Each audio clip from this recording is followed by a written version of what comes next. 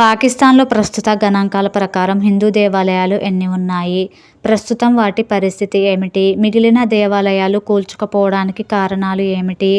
ఆలయాల్లోకి Pakistan Muslims అడుగుపెట్టడానికి ఎందుకు భయపడుతున్నారు?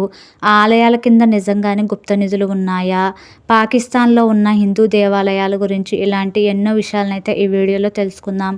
వీడియోని అయితే ఎక్కడా స్కిప్ చేయకుండా చూడండి. ఛానల్ని మొదటిసారి విజిట్ అయినట్లయితే ఈ వీడియోకి ఒక లైక్ చేసి ఇలాంటి ఇంట్రెస్టింగ్ వీడియోస్ కోసం ఛానల్ని సబ్స్క్రైబ్ చేసుకొని సపోర్ట్ చేయండి. 1947లో దేశ విభజన సమయంలో పాకిస్తాన్లో సుమారు 428 హిందూ దేవాలయాలు ఉన్నట్లు నివేదికలైతే సూచిస్తున్నాయి.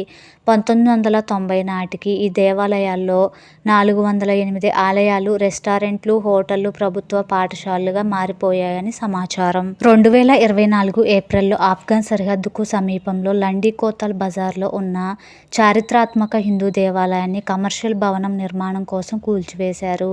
1947 దేశ విభజన సమయంలో హిందువులు పాక్ను వీడిన తరువాత ఈ దేవాలయం మూతపడింది. జూలై 2023లో కరాచీలోని సోల్జర్ బజార్లో ఉన్న 150 ఏళ్ల పురాతన మారీమాత ఆలయాన్ని షాపింగ్ ప్లాజా నిర్మాణం కోసం కూల్చివేశారు.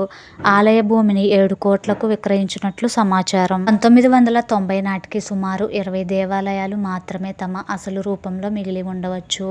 కానీ ప్రస్తుతం పాకిస్తాన్లో ఎన్ని హిందూ దేవాలయాలు ఉన్నాయి, వాటిలో ఎన్ని సక్రియంగా ఉన్నాయి, ఎన్ని కూల్చివేయబడ్డాయి అనే వివరాలకు సంబంధించి తాజా మరియు స్పష్టమైన గణాంకాలైతే అందుబాటులో లేవు. 1947 దేశ విభజన సమయంలో పాకిస్తాన్లో ఉన్న హిందువుల సంఖ్య 23% ఉంది.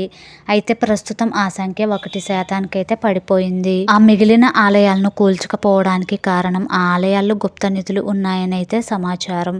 అందుకే ఆ ఆలయాలను అయితే కూల్చడం లేదని అయితే చెప్తున్నారు. ప్రస్తుతం ఆ ఆలయాల్లో అయితే పూజలు జరుగుతూనే ఉన్నాయి. మిగిలి ఉన్న హిందూస్ అయితే అక్కడ ఆలయాల్లో పూజలు చేస్తూనే ఉన్నారు. పాకిస్తాన్లో హిందూ దేవాలయాల కూల్చివేతలు పునరావృతం అవుతూనే ఉన్నాయి. ఇది అక్కడి హిందూ సమాజం మరియు మైనారిటీల మనోభావాలను తీవ్రంగా దెబ్బతీస్తోంది. అయితే ఈ కూల్చివేతలు అయితే ఇప్పటికైనా ఆగిపోవాలని మనస్ఫూర్తిగా కోరుకుందాం. పాకిస్తాన్లో ప్రస్తుతం ఎన్ని హిందూ దేవాలయాలు ఉన్నాయి, ఎన్ని కూల్చివేయబడ్డాయి అని మీరు అనుకుంటున్నారో కింద కామెంట్ చేయండి. Thanks for watching. వీడియో నచ్చితే ఒక లైక్ చేసి ఇలాంటి ఇంట్రెస్టింగ్ వీడియోస్ కోసం ఛానల్ని అయితే సబ్స్క్రైబ్ చేసుకోండి.